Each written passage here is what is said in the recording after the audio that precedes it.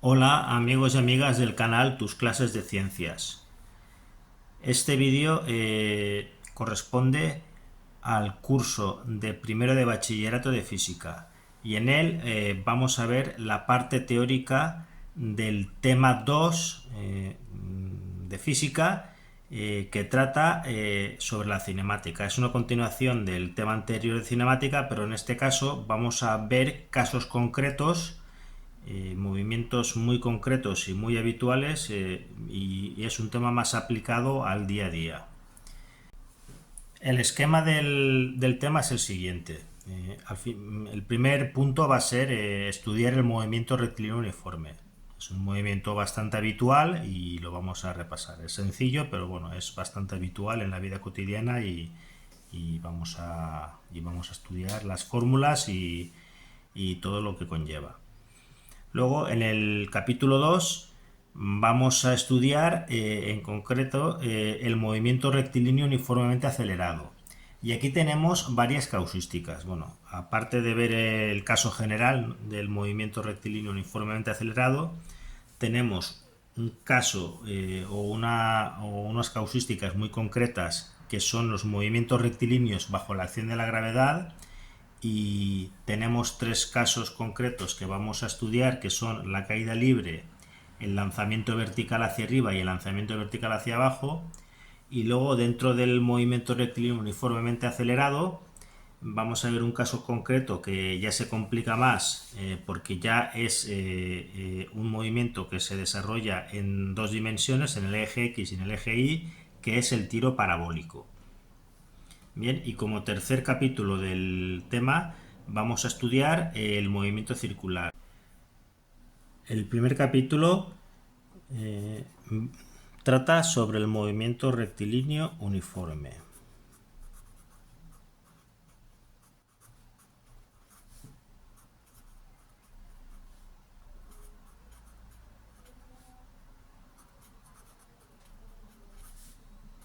Muy bien, esto ya lo hemos visto en el tema anterior.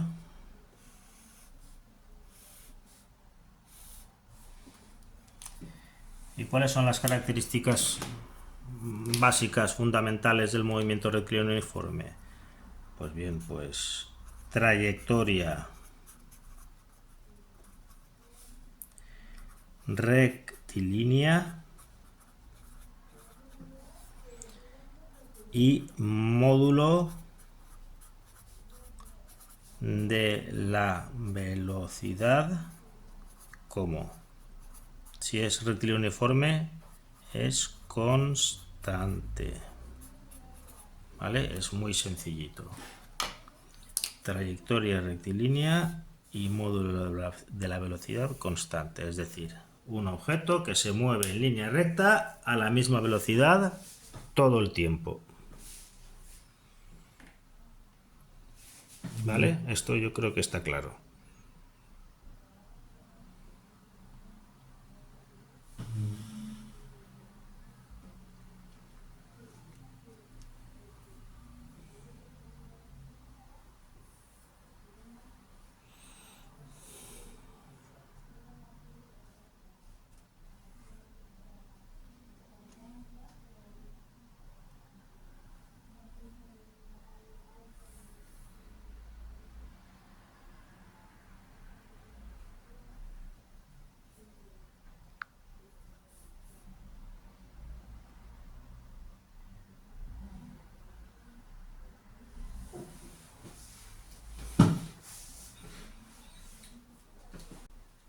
Pues muy bien. ¿Y qué ecuaciones rigen este movimiento?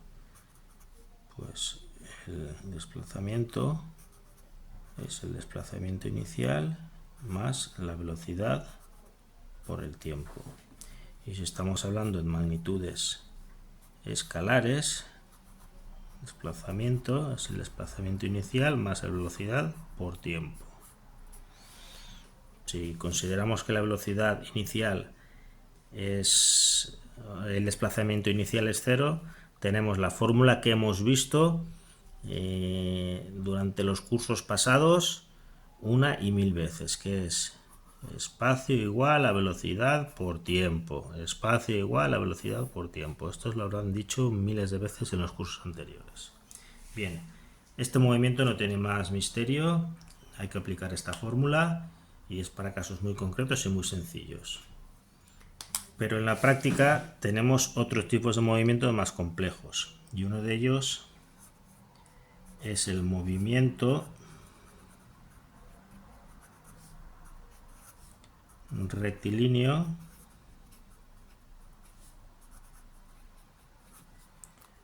uniformemente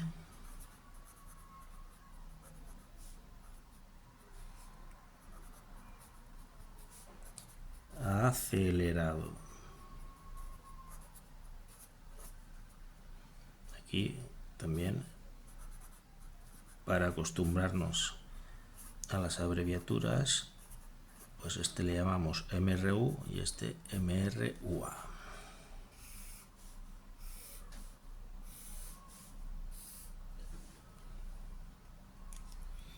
Muy bien. Vamos a ver el caso general, la causística general. ¿Qué fórmulas aplican? Vamos a ir muy rápido porque son temas muy extensos en los que nos podríamos detener mucho tiempo, pero bueno, yo creo que ahora lo importante es hacer una pincelada de cada tipo de movimientos, explicar las fórmulas para poder luego entender los problemas. Como siempre digo, si alguien tiene inquietudes o quiere profundizar más sobre la parte teórica de algún movimiento en concreto, pues que me lo diga por los comentarios y haremos un vídeo al efecto. Muy bien, pues en el caso general, ¿qué tenemos? Pues vamos a ver, caso general, vamos a ponerlo bien aquí, caso general.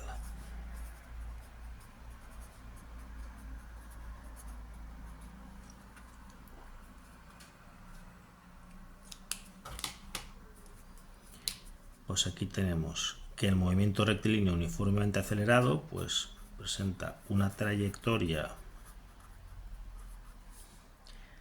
rectilínea y aceleración constante. Si os fijáis bien, la definición o la descripción es la misma, trayectoria rectilínea, pero en el caso anterior era el módulo de la velocidad constante y aquí lo que es constante es la aceleración, es decir, el módulo de la velocidad no es constante porque varía, porque tenemos una aceleración, pero sí que la aceleración es constante, es decir, la variación del movimiento o la variación de la velocidad es constante, aceleración constante. ¿Vale? Aquí lo que es constante es la aceleración. Eso quiere decir, no confundamos, la velocidad varía, pero varía de una manera constante. ¿Bien? Vale, pues las fórmulas son las siguientes. De manera general o vectorial, la velocidad es la velocidad inicial más la aceleración por el tiempo y el espacio o el vector posición, el desplazamiento es desplazamiento inicial más la velocidad inicial por tiempo más un medio por la aceleración y por el tiempo al cuadrado. Y esto de manera escalar, que es lo que aplicaremos cuando trabajemos en una dimensión, se traduce en las siguientes fórmulas, que son las que tenemos que tener muy claritas en la cabeza y tener memorizadas y sabidas, pero vamos, sin tener que consultar. Velocidad es igual a velocidad inicial más aceleración por tiempo. El espacio es el espacio inicial más velocidad inicial por tiempo más un medio de aceleración por el tiempo al cuadrado. Y luego hay una tercera fórmula que relaciona las velocidades, las aceleraciones y los desplazamientos sin incluir el tiempo. Y es una fórmula muy útil que en muchas ocasiones nos puede evitar pasos, nos puede evitar operaciones innecesarias y que viene muy bien y es necesario saber, que es la siguiente: velocidad al cuadrado menos velocidad inicial al cuadrado es igual a 2 por la aceleración y por el espacio. ¿De acuerdo? Pues estas son las fórmulas generales que nos tenemos que aprender en el caso de que tengamos un problema de movimiento rectilíneo uniformemente acelerado. Estas son las tres fórmulas principales y ahora vamos a particularizarlas para cada caso concreto o para cada tipo de movimiento que hemos visto en el índice. ¿De acuerdo? Pues venga, vamos a ello. Bien, y de los casos particulares, uno de ellos son los movimientos rectilíneos bajo la acción de la gravedad. Este es un caso particular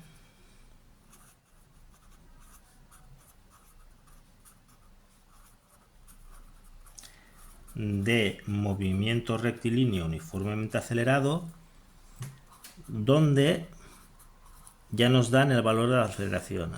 La aceleración es la gravedad, que representamos con la letra G, y tiene un valor de 9,8 metros partido por segundo al cuadrado. Vectorialmente J, si lo explico. ¿Por qué? Porque es una aceleración que actúa en la dirección vertical. Es decir, la gravedad es, o la fuerza de la gravedad es aquella fuerza que ejerce la Tierra sobre todos los objetos y nos atrae hacia la Tierra con una aceleración que es G, la aceleración de la gravedad, que es 9,8 metros partido por segundo al cuadrado, en dirección vertical y sentido hacia abajo. Con lo cual, si establecemos un eje de coordenadas positivo hacia arriba, pues sería menos 9,8, si consideramos que el sentido positivo es de abajo hacia arriba. Pero bueno, eso ahora lo veremos, porque como siempre digo, el sistema de coordenadas es el que nosotros definimos. Lo único es que aquí daremos tips o miraremos cuáles son aquellos sistemas de coordenadas más útiles, más prácticos o que se suelen utilizar normalmente para evitar confusiones. Bien, y uno de estos movimientos rectilíneos que están bajo la acción de la gravedad es la caída libre.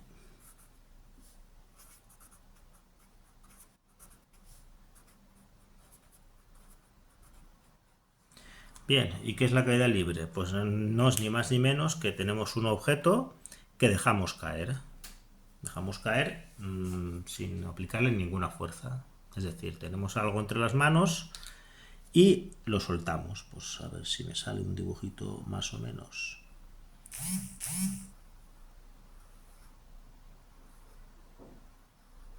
decente. Pues nosotros tenemos una pelota en la mano, por ejemplo como esta, una pelota de tenis, y la dejamos caer al suelo desde una altura h.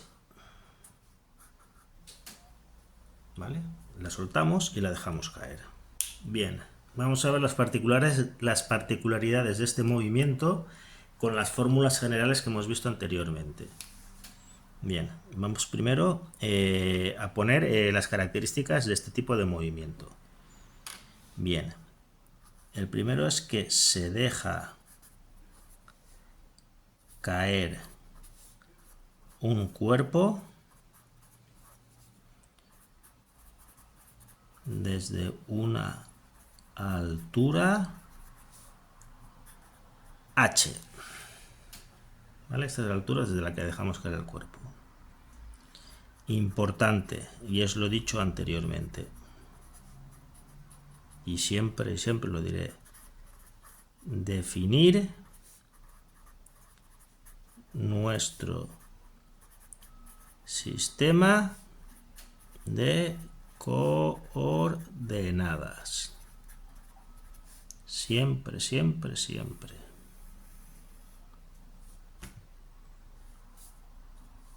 Normalmente, pues en estos casos, el origen del sistema de coordenadas va a ser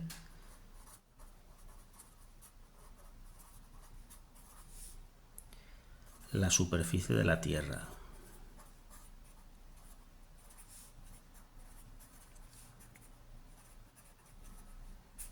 Tierra con mayúscula. Pero no siempre. Esto es importante. Muchas veces a lo mejor nuestro origen de coordenadas será pues una plataforma, la azotea de un edificio.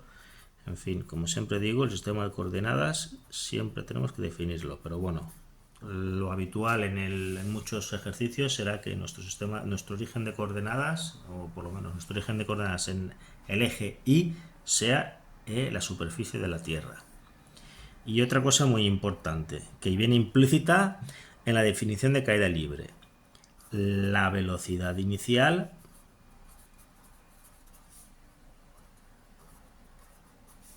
v sub 0 es 0. ¿Por qué? Porque yo dejo caer el objeto libremente, sin aplicarle ninguna fuerza ni darle ningún impulso. ¿Vale? Estas son las tres premisas de una caída libre. Y bueno, pues con esto lo que vamos a hacer es aplicar las fórmulas que hemos visto anteriormente del movimiento rectilíneo uniformemente acelerado, particularizadas para este caso.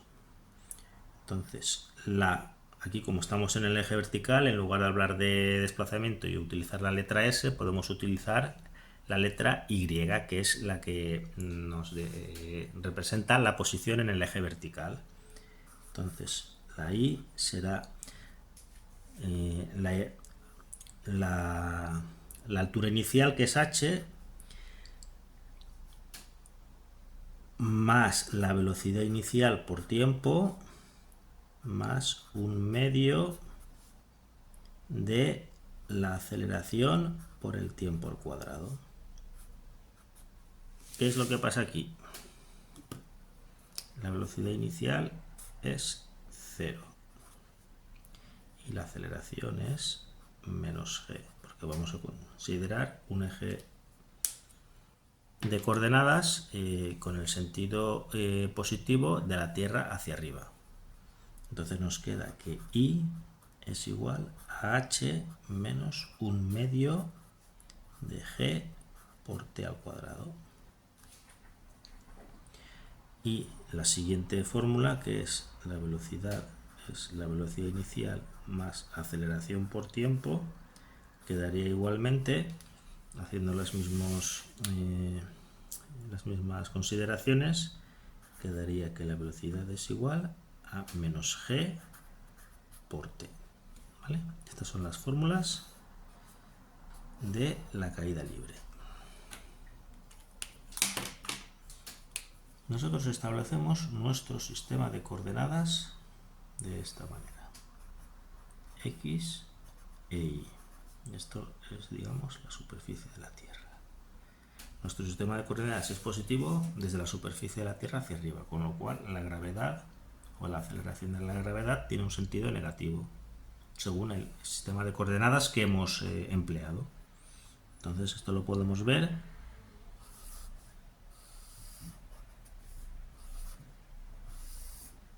aquí, porque el sentido de G es negativo. ¿Vale? Muy bien, pues ya hemos visto uno de los casos de movimientos rectilíneos bajo la acción de la gravedad. Venga, vamos a ver los siguientes. Bien, el siguiente caso es el de un lanzamiento vertical hacia abajo. Básicamente es el mismo caso que el de la caída libre.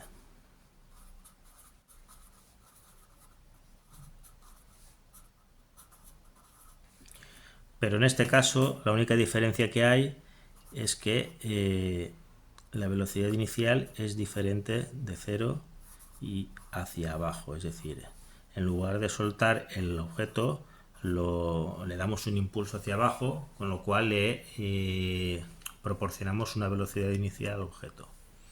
Bien, en este caso las fórmulas son iguales, lo único es que ya la velocidad inicial no es 0.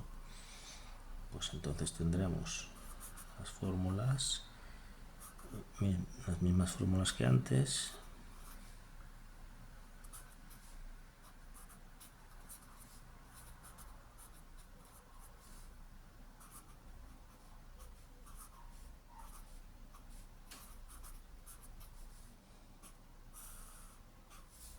Muy bien, pues ahora vamos a ver el tema de los signos, porque me parece importante, relevante y sobre todo tiene que ver con lo que siempre os digo y volveré a decir hasta que se me seque la boca, y es establecer los sistemas de coordenadas. Nosotros estamos trabajando o estableciendo un sistema de coordenadas que es normalmente el más estándar, es decir, el eje XY con la Y hacia arriba.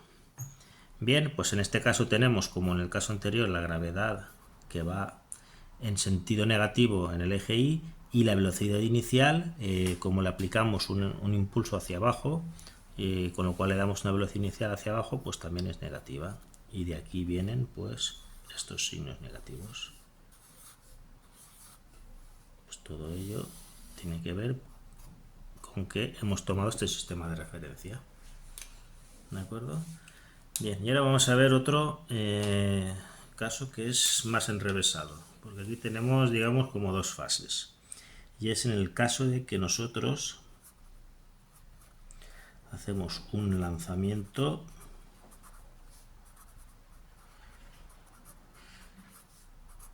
vertical hacia arriba. ¿De acuerdo? Pues en este caso las fórmulas serían las mismas, pero en este caso el impulso que le damos al objeto no es hacia abajo, sino es hacia arriba. Es decir, es cuando chutamos un balón hacia arriba o cuando lanzamos una piedra hacia arriba, evidentemente tendrá una velocidad inicial en el sentido positivo hacia arriba, luego llegará un momento que parará y luego bajará. ¿De acuerdo? Pues en este caso las fórmulas son las siguientes. Es el mismo caso que el anterior, lo ponemos aquí por si queréis luego revisar las notas.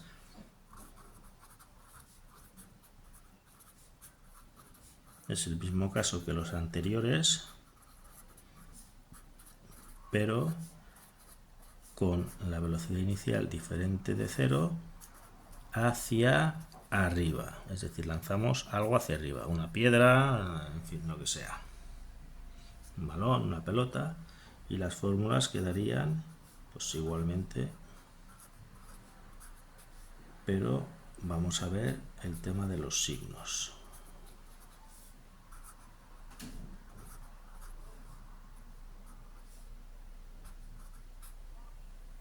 Menos GT. Perdón, aquí me he confundido.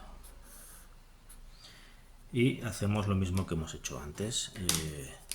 Vemos nuestro sistema de referencia, que como he dicho es el mismo que vamos a tomar para todos estos casos, para análisis de estos casos. Es vuelvo a repetir, es el general o el más habitual, pero ya digo, como digo siempre, podemos tomar un sistema de referencia que nos vaya bien según el problema concreto que nos pidan. La gravedad, como siempre, hacia abajo, y en este caso la velocidad inicial es positiva hacia arriba. Muy bien, esto es, vamos a ver si soy capaz de dibujarlo bien. Se me da un poquito mal el dibujo, pero esto es como, por ejemplo, voy a poner un ejemplo. Pues a ver, vamos a imaginar que es el pie de un futbolista que golpea el balón hacia arriba y el balón hace una cosa tal que así. Es decir, en primera instancia nosotros chutamos hacia arriba y le aplicamos una velocidad inicial al cuerpo, a la pelota subirá y irá frenando por la acción de la gravedad. Llegará un momento en que se detendrá, llegará a su altura máxima y luego comenzará a descender en caída libre. ¿Vale? Entonces aquí tenemos casos concretos para ver qué es la altura máxima que alcanzará. Tendremos la altura inicial, que llamaremos h, desde donde lanzamos el objeto hacia arriba, y luego, una vez alcanzamos la altura máxima, tendremos un movimiento de caída libre. Siempre después de alcanzar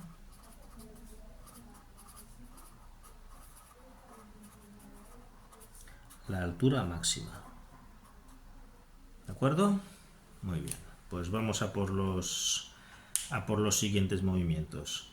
Yo creo que esto está claro. Son variantes del mismo tipo de movimiento, que son movimientos afectados por la acción de la gravedad. Venga, pues vamos al siguiente. Bien, el siguiente movimiento que vamos a estudiar ya se complica un poco más y es el caso de los movimientos parabólicos.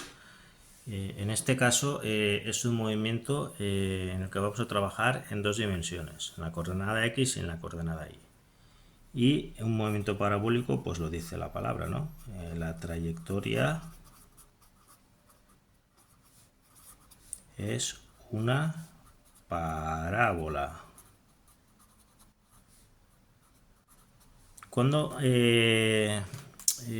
tenemos movimientos en los que la trayectoria es una parábola, pues cuando un cañón dispara un proyectil, cuando chutamos un balón,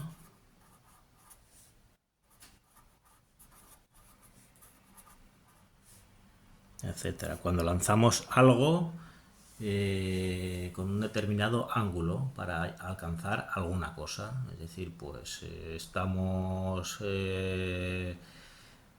sé, en el campo y ponemos un bote, ¿no? Y pues cogemos una piedra y para alcanzar el bote, pues lanzamos la piedra con un determinado ángulo y le imprimimos un movimiento parabólico a esa piedra. O lo mismo caso cuando se lanza un proyectil, cuando lo dispara un cañón o cuando chutamos un balón, etcétera. Bueno, todos sabemos lo que es un movimiento parabólico, cuando lanzamos algo, la trayectoria que describe. Muy bien, y esto lo representamos en nuestro sistema de coordenadas, que vamos a tomar como habitual de momento, mientras no digamos lo contrario, que es este, el XY, con los sentidos positivos indicados. Y este es el movimiento parabólico. Lanzamos algo con un determinado ángulo, con una velocidad inicial. ¿Por qué con una velocidad inicial? Porque cuando lanzamos algo le tenemos que transmitir un impulso o una fuerza de lanzamiento para imprimirle una velocidad inicial a ese objeto. Bien, vale, la velocidad inicial tendrá dos componentes. Como es un vector, pues tendrá la componente X y la componente Y. ¿De acuerdo? Y lo que he dicho yo es muy importante. Y vamos a ver los detalles o las características de este tipo de movimiento. O de este movimiento. Hay una fuerza de lanzamiento, vamos a llamarla así,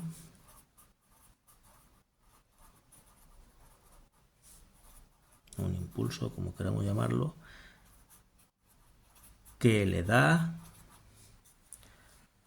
al cuerpo, como lo ponemos, una velocidad inicial.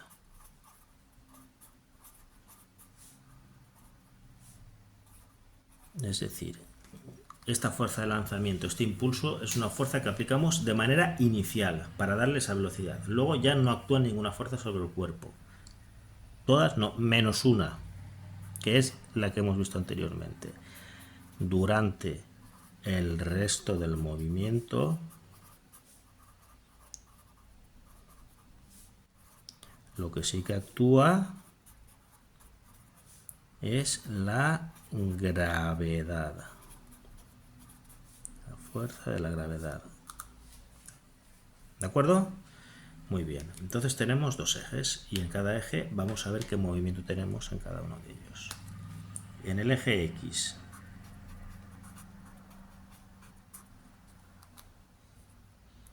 ¿en el eje X actúa alguna fuerza? No, no actúa ninguna fuerza. Por lo cual, en el eje X vamos a tener un movimiento rectilíneo uniforme y la velocidad inicial en el eje de X va a ser constante. Vamos a hacer una apreciación. Vamos a despreciar el efecto del rozamiento con el aire, porque sabes que el aire tiene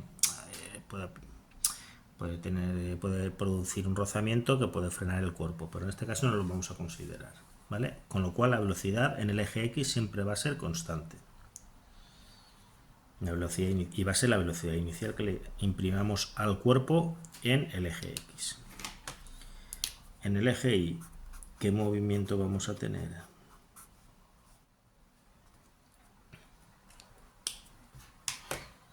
Pues en el eje Y sí que actúa la gravedad, ¿no? Como lo hemos visto antes. Y es un caso de los que hemos visto anteriormente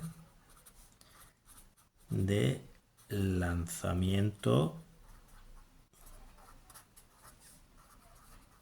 vertical hacia arriba con la velocidad inicial, que es la componente I de la velocidad inicial que le aplicamos al objeto. ¿Correcto? Es el mismo caso anterior. Es decir, este movimiento lo descomponemos en dos. El movimiento en el eje X y en el eje Y. Muy bien. ¿Qué particularidades o qué peculiaridades o qué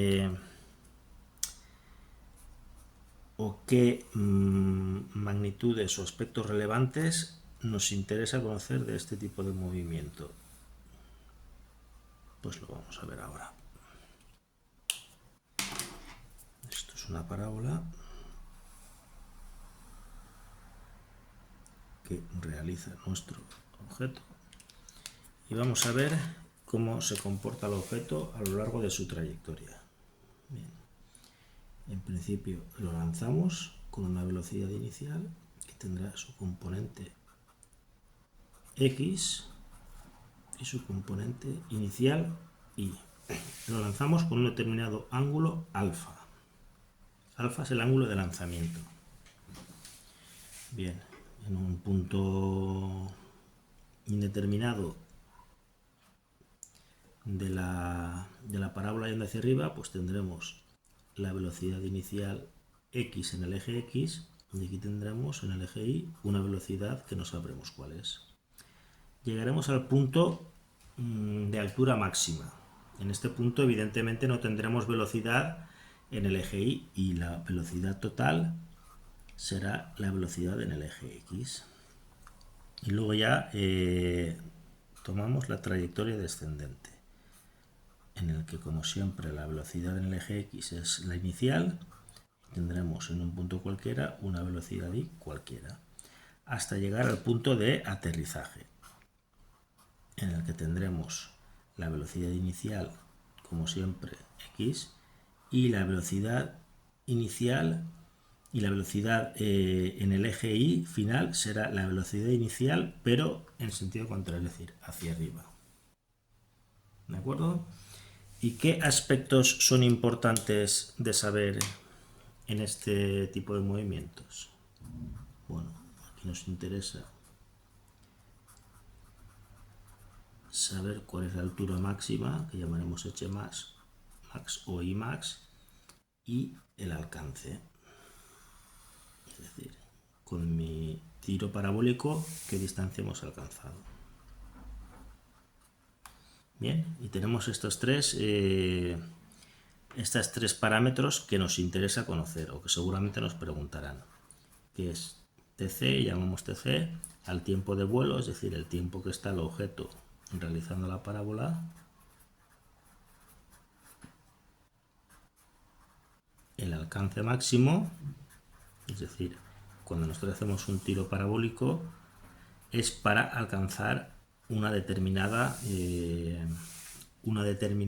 distancia, es decir, cuando nosotros disparamos un cañón es para alcanzar un objetivo, cuando chutamos es para alcanzar la portería, cuando tiramos una piedra es para alcanzar la diana, pues en fin, ese es el alcance máximo, nos interesa. Y también otro parámetro, otra incógnita que nos preguntarán o que necesitaremos saber es la altura máxima.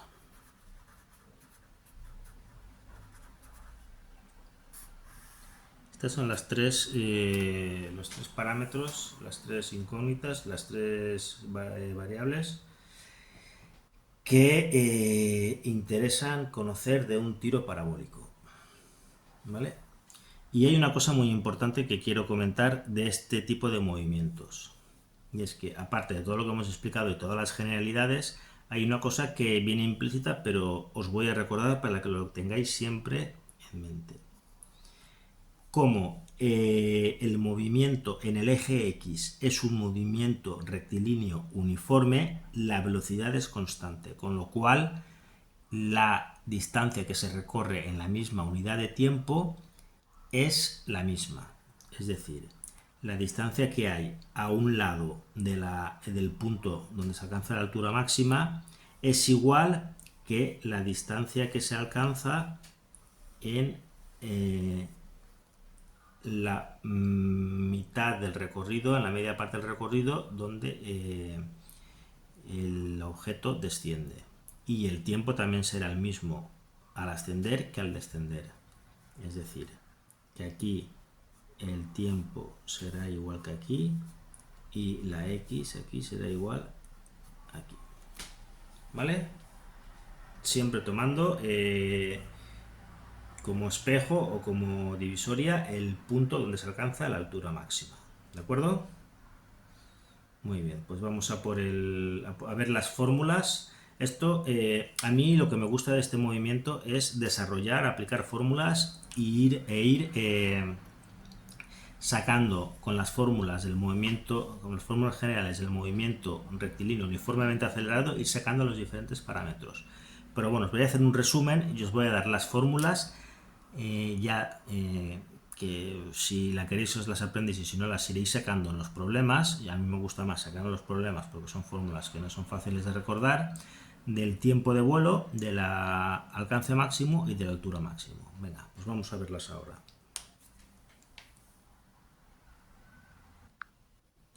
Bien, pues vamos a ver las tres variables que normalmente nos pedirán en este tipo de movimientos o que necesitamos conocer o que son más relevantes en este tipo de movimientos. Empezamos por el tiempo de vuelo.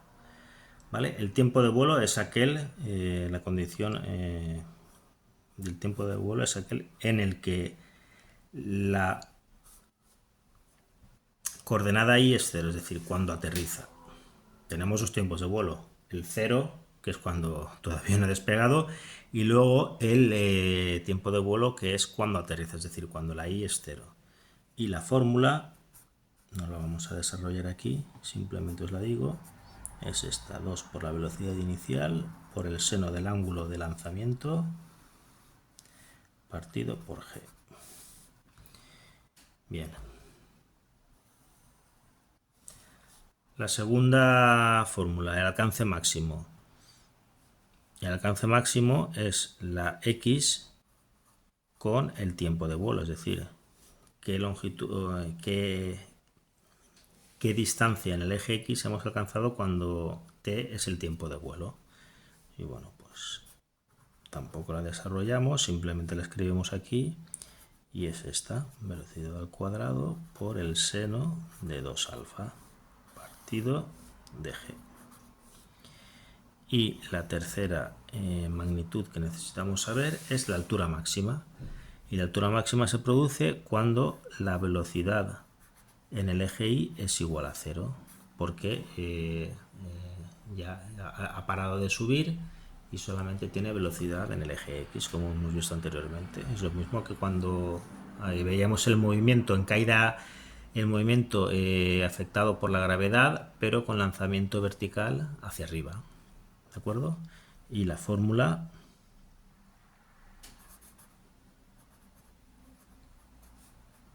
es la siguiente. No vamos a desarrollarlas porque son muy complejas y vamos a perder mucho tiempo, y yo creo que si os interesa podemos hacer un vídeo para ver cómo se desarrollan y de dónde salen estas fórmulas. Esto ya me lo diréis vosotros en comentarios. Yo de momento os pongo las fórmulas y son las que hay que aplicar, pero como siempre digo, o como he dicho anteriormente, esto no lo digo siempre, esto lo digo en este caso concreto de estas fórmulas, lo mejor es aplicar las fórmulas generales del movimiento rectilíneo uniformemente acelerado, en el caso de movimientos afectados por la gravedad, en su caso, e ir sacando los diferentes parámetros que nos piden.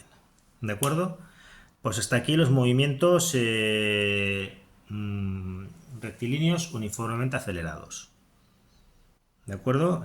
Aquí, como podemos ver, uno de las causas o uno de los argumentos o uno de los puntos que siempre vamos a tener en los problemas es la fuerza de la gravedad. Van a haber muchísimos problemas y muchísimos casos en los que aparezca la fuerza de la gravedad. ¿Por qué? Porque la gravedad es una cosa que tenemos en el día a día, nos afecta de una manera esencial en nuestra vida pues muchos movimientos o muchos problemas van a estar relacionados con los que tenemos que aplicar los conceptos derivados de la fuerza de la gravedad. En su caso es la aceleración de la gravedad que transmite la Tierra a los cuerpos. ¿De acuerdo? Pues bien, y visto esto vamos a pasar al siguiente capítulo, al tercer capítulo, que es el capítulo de los movimientos circulares.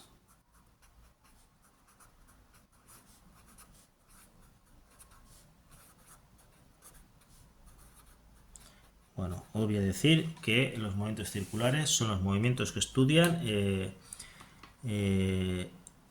aquellos cuerpos que realizan una trayectoria circular o cuasi circular. Porque vamos a aproximar. A este nivel vamos a aproximar. Por ejemplo, la Tierra gira alrededor del Sol en una trayectoria elíptica, pero que podemos asimilar a una circunferencia. Esto cuando ya veamos otros temas ya en otros cursos veremos que no, pero bueno, o un satélite que gira alrededor de la Tierra. En fin, vamos a asimilar muchos problemas o vamos a hacer muchas asimilaciones a movimientos cuasi circulares a que sean circulares. Bien, como caso general vamos a estudiar lo que son las magnitudes angulares.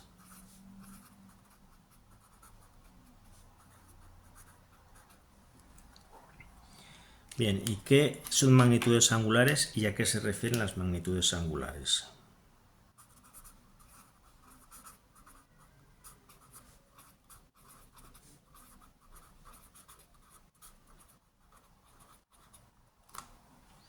Pues se refieren al recorrido angular,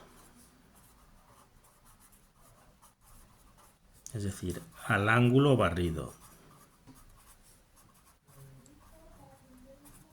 No hace referencia ni a metros ni a ningún tipo de distancia, es al ángulo barrido. Pues, por ejemplo, las manecillas del reloj, cuando ha pasado mediodía, han dado una vuelta completa.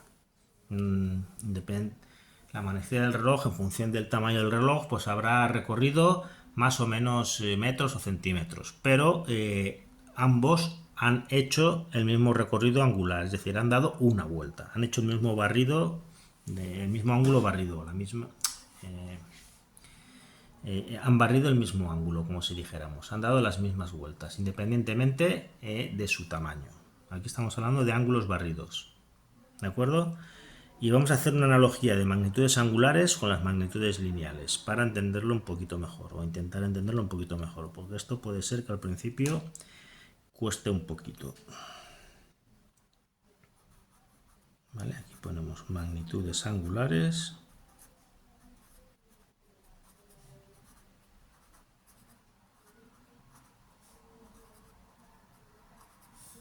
Y aquí magnitudes lineales.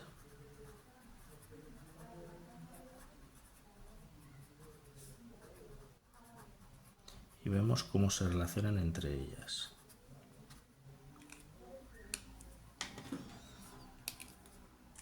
La primera magnitud angular es la posición angular.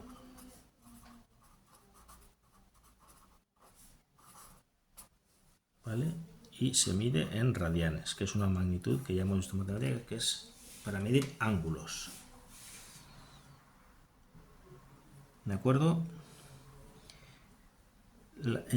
¿Cómo se relaciona con la magnitud lineal? Pues el desplazamiento recorrido es el ángulo barrido por el radio. Esto básicamente lo voy a explicar aquí, a ver si se puede entender. Esto mide recorrido de ángulos.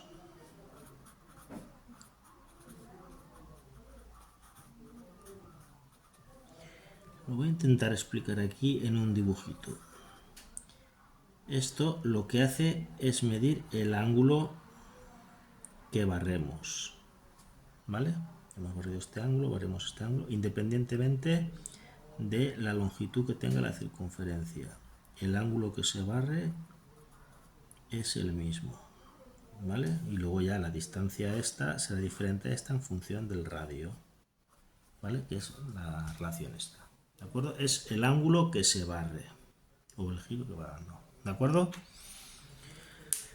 La siguiente magnitud, velocidad angular.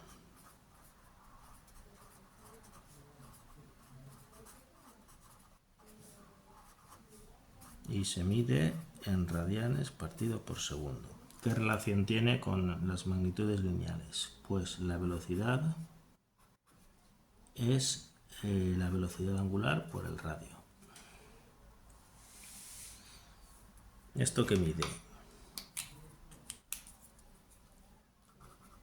Mide la velocidad de giro. No es lo mismo pues a ver, un disco de vinilo que gira a 33 vueltas por minuto que un disco de vinilo que gira a 45 vueltas por minuto, ¿de acuerdo? Y luego la tercera magnitud angular es la aceleración angular, que representamos con esta letra griega, que no, esta es alfa, radianes partido por segundo al cuadrado. Es todo igual que en magnitudes lineales y se relaciona, no, esta es la aceleración tangencial, es la aceleración angular por R. La aceleración tangencial, velocidad, módulo de la velocidad del cuerpo, la variación del módulo de la velocidad del cuerpo que gira en la circunferencia, ¿de acuerdo? Y esto mide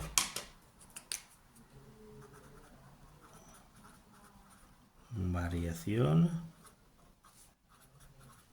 de la velocidad de giro, ¿de acuerdo?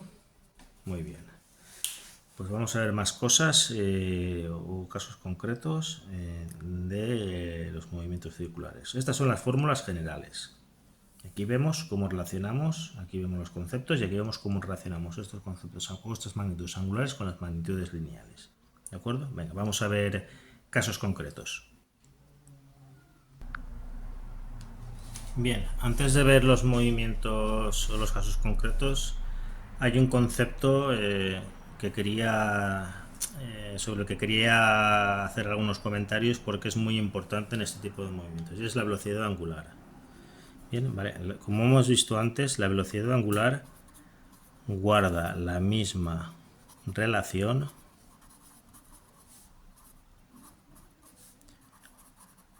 respecto al desplazamiento angular que la velocidad con el desplazamiento, ¿vale? Y las unidades que tenemos para medir la velocidad angular, como hemos visto antes,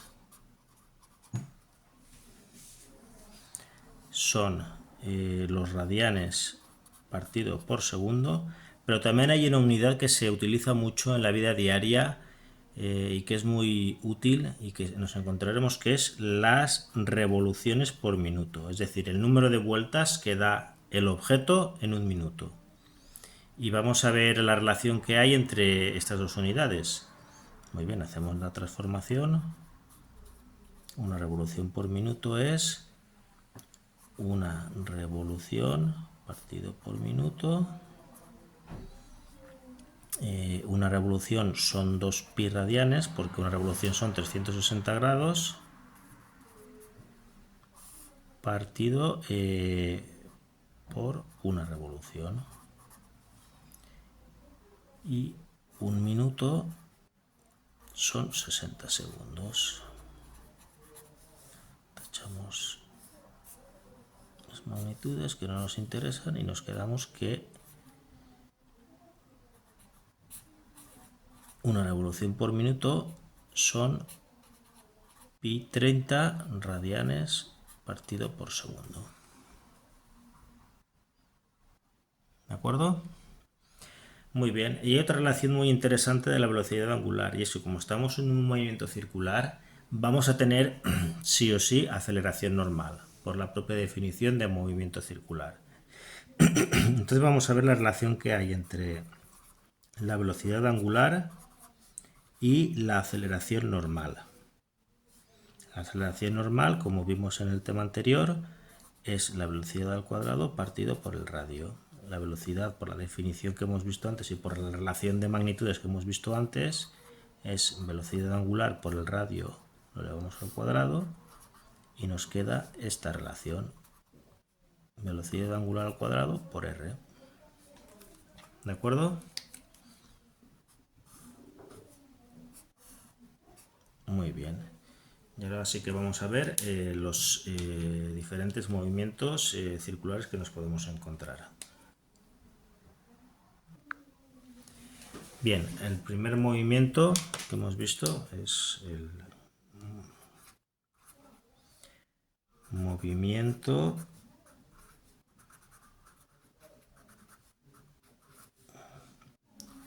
circular uniforme. ¿Vale? El movimiento circular uniforme es aquel en el que el módulo de la velocidad lineal es constante. ¿Vale? Es lo que vimos en los movimientos circulares uniformes en el tema anterior. ¿Vale? Y las ecuaciones son las que hemos visto antes, con las magnitudes angulares y con la misma tipología o con la misma estructura que las ecuaciones para el movimiento circular uniforme. Es decir, desplazamiento es desplazamiento inicial más velocidad angular por tiempo. La aceleración tangencial hemos quedado que es cero porque el módulo de la velocidad es constante, y la aceleración normal, como estamos hablando de un movimiento circular, pues es la que hemos visto antes, que la podemos expresar también con magnitudes angulares. ¿De acuerdo? Pues estas son las fórmulas que rigen el movimiento circular uniforme. Muy bien. Vamos a ver más cosas de este movimiento, que son muy interesantes y que nos saldrán mucho en los problemas y son muy útiles o de mucha aplicación en la vida diaria. En este tipo de movimiento hay dos conceptos que al principio puede costar de entender, pero tenemos que hacer el esfuerzo de intentar entenderlos porque van a ser muy prácticos y sobre todo de mucha aplicación en los problemas y en la vida diaria. El primero es el periodo. ¿Y qué es el periodo? El periodo son muchas cosas, pero en el movimiento circular uniforme es el tiempo que tarda un móvil en recorrer una vuelta completa. Lo representamos con la letra T mayúscula. ¿De acuerdo? A ver si la cámara se enfoca bien. Vale, así mejor. Muy bien. Y luego está el otro concepto importante que tenemos que conocer de este tipo de movimientos circulares uniformes, que es la frecuencia.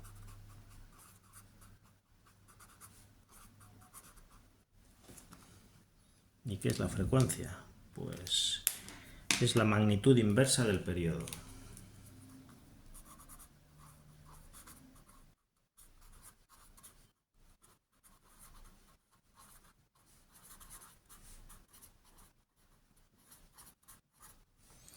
es decir, es el número de vueltas que se dan por unidad de tiempo, en este caso por segundo. Y se representa la F o con la U. Entonces tenemos que el periodo, la frecuencia es la inversa del periodo. Y de esta manera podemos relacionar el periodo con la velocidad angular. La velocidad angular es el espacio recorrido, en este caso una vuelta que son 2 pi radianes, por el tiempo que tarda el objeto en recorrer una vuelta, que es el periodo. Y esto también lo podemos expresar de esta forma, como el periodo es la inversa de la frecuencia, pues tenemos esta expresión, que la velocidad angular es 2pi por la frecuencia. ¿Vale? Esta expresión nos va a ser muy útil también. Y bien, y vamos a acabar con el último de los movimientos circulares, que bueno, que no tiene mayor trascendencia, más que, pues que si se nos da algún caso, pues aplicar las fórmulas. Y es el movimiento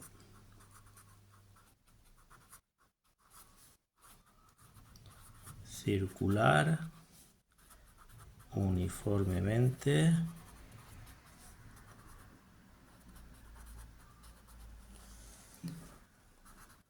acelerado,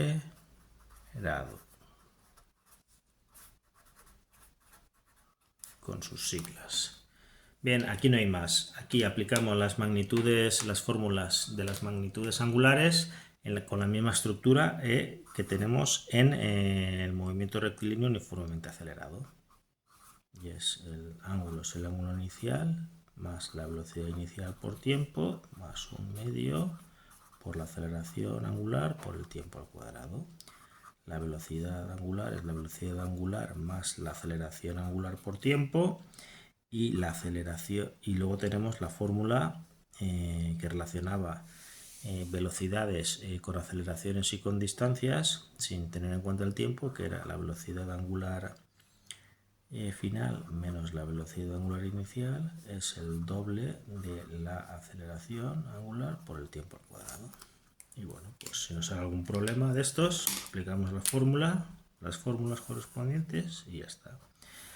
A este nivel, el movimiento circular importante es el movimiento circular uniforme, pues porque ahí entra la aceleración normal y el periodo, la frecuencia y una serie de conceptos pues que va a hacer que sean ejercicios con más sustancia, con más chicha, digamos, y que son movimientos que nos aparecen mucho en la vida cotidiana. Pues movimientos circulares uniformes pues son las revoluciones por minuto de un motor, la velocidad del giro de un disco de vinilo en un tocadiscos, en un reproductor de discos, la velocidad de giro de un CD, en fin, mil cosas que nos vamos a encontrar en la vida cotidiana. Bien, pues hasta aquí hemos hecho un repaso de los tipos de movimientos, un caso viendo las aplicaciones prácticas, viendo las fórmulas y viendo casos concretos de movimientos que nos vamos a encontrar en los problemas.